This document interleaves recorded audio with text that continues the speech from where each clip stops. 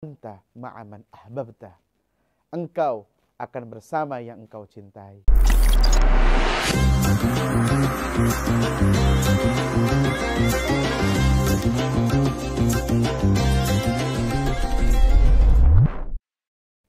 Assalamualaikum warahmatullahi wabarakatuh. Bismillah walhamdulillah wassalatu wassalamu ala sayyidina Rasulillah. Allahumma salli ala sayyidina Muhammadin nurika sari wa midadikal jari wajma'ni bihi fi kulli atwari wa ala alihi wa sahbihi ya nur. Alhamdulillah, hadirin jamaah Majlis Al-Ihya yang dimuliakan oleh Allah Subhanahu wa taala.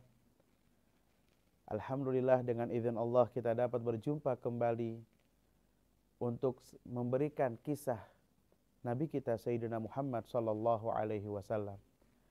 Tujuannya dengan kita menceritakan tentang kisah Nabi kita Sayyidina Muhammad sallallahu alaihi wasallam, semoga bertambah rasa cinta kita kepada baginda Nabi Muhammad sallallahu alaihi wasallam. Karena seseorang itu akan bersama dengan yang dia cintai. Pada saat Nabi sallallahu alaihi wasallam sedang berkhutbah, tiba-tiba ada seorang badui dari pedalaman datang kepada Nabi sallallahu alaihi wasallam, kemudian menanyakan kepada Rasulullah, "Ya Rasulullah, mata sa'ah?" Wahai Rasulullah, kapan kiamat itu?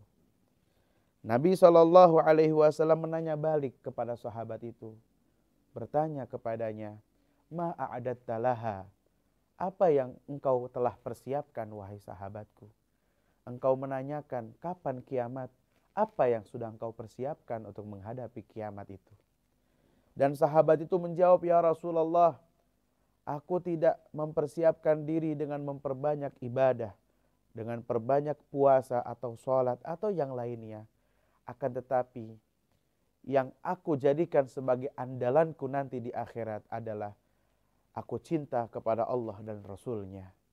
Aku cinta kepada Allah dan Rasulnya." Dan Nabi SAW mengatakan, "Anta ma'aman ahbabta." Engkau akan bersama yang engkau cintai. Berbahagialah karena engkau cinta kepada Allah, cinta kepada Rasulullah. Kapanpun datang kiamat, engkau akan ada dalam kedamaian. Engkau akan ada dalam keselamatan, dalam lindungan dan kasih sayang dari Allah Subhanahu wa taala, karena engkau cinta Allah dan cinta Rasulullah sallallahu alaihi wasallam. Dan ungkapan ini membuat hati para sahabat Nabi bahagia. Karena apa? Karena bagi sahabat tidak ada yang dicintai oleh mereka seperti cinta mereka kepada Nabi Muhammad sallallahu alaihi wasallam. Maka itu yang menjadikan pondasi keimanan mereka semakin kuat. Mereka jalankan dan mereka tegakkan syariat Islam karena kecintaannya dengan Nabi Muhammad sallallahu alaihi wasallam. Dikatakan bahwa alamatul mahabbah al-ittiba', ciri orang cinta maka akan mengikuti yang dicintainya. Mudah-mudahan Allah menanamkan rasa cinta kita kepada Nabi Muhammad sallallahu alaihi wasallam dengan kecintaan yang sangat kuat, sehingga Allah pertemukan kita dengan Nabi Muhammad sallallahu alaihi wasallam di dunia sebelum di akhirat. Amin ya rabbal alamin. Setelah kita menceritakan tentang perjalanan waktu kelahirannya Nabi sallallahu alaihi wasallam, sekarang kita akan sedikit mengkisahkan tentang bagaimana Nabi sallallahu alaihi wasallam diasuh di waktu kecilnya. Ayahnya Nabi sallallahu alaihi wasallam sudah meninggal dunia. Di saat itu Nabi masih dalam kandungan. Ketika lahir, Nabi sallallahu alaihi wasallam tidak hidup lama bersama ibunya. Karena baru beberapa bulan, baru beberapa saat setelah disusui oleh ibunya langsung, kemudian diasuh sebentar oleh Thuwaibah al-Aslamiyah, langsung dibawa oleh Sayyidatina Halimatus Sa'diyah ke kampung halamannya di Bani Sa'ad. Itu cukup lama. Nabi SAW di Bani Sa'ad sampai di usia 4 tahun. Nah, sedikit kita kisahkan tentang Thuwaibah al-Aslamiyah. Bahwa Thuwaibah al-Aslamiyah ini adalah pembantu daripada Abu Lahab. pembantunya Abu Lahab. Dan kita tahu bahwa dijelaskan dalam Al-Quran bahwa Abu Lahab dia adalah paman Nabi yang disebutkan oleh Allah Ta'ala namanya, bahwa dia dalam keadaan celaka. Bismillahirrahmanirrahim. Tabbat yada abi lahabi wa tab. Celaka Abu Lahab. Makna celaka di sini berarti dia dalam keadaan tersiksa nanti di akhirat. Nas'alullahal afwa wal afiyah. Apa sebabnya Abu Lahab disiksa oleh Allah? Dikarenakan Abu Lahab menaruh dendam kepada Nabi Muhammad SAW. Maka jangan menyangka bahwa orang yang menyimpan dendam dengan Nabi Muhammad SAW maka hidupnya bakal bahagia. Tidak, pasti dia akan celaka.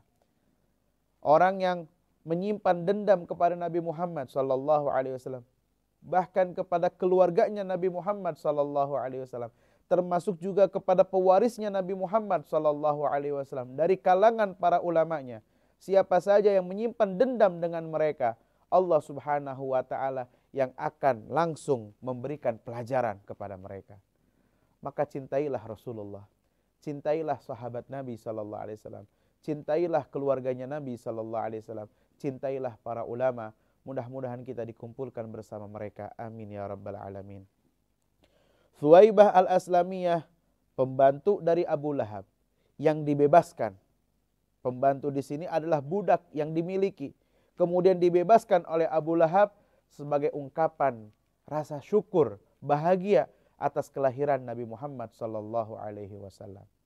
Dengan kebahagiaan yang ada dalam diri Abu Lahab, itu yang membuat Abu Lahab sekalipun disiksa, tapi di setiap hari Seninnya dia mendapatkan keringanan.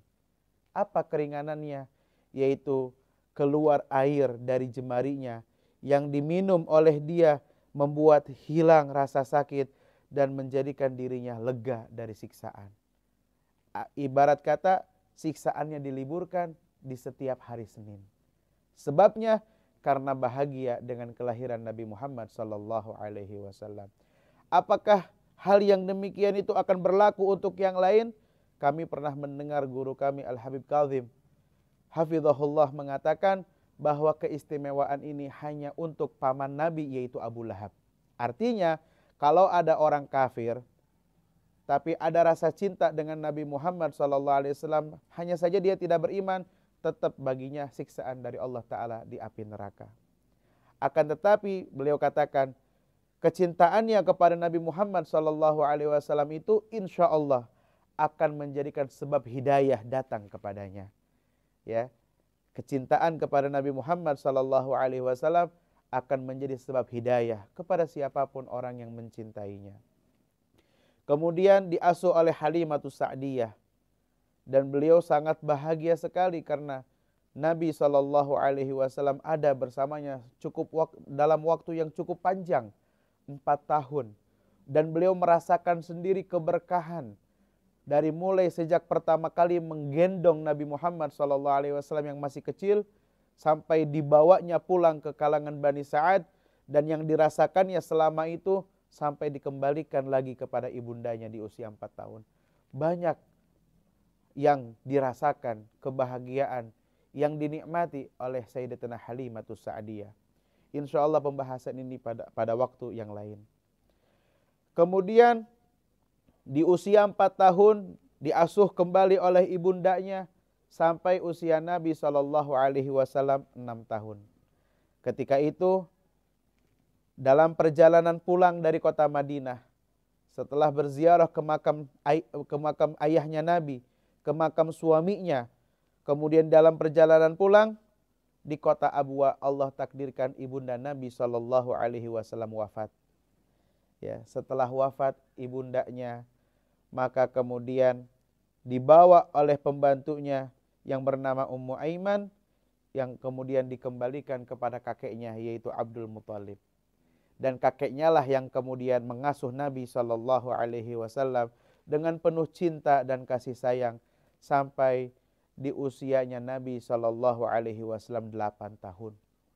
Karena pada waktu usia Nabi SAW 8 tahun, kakeknya waktu itu pun wafat.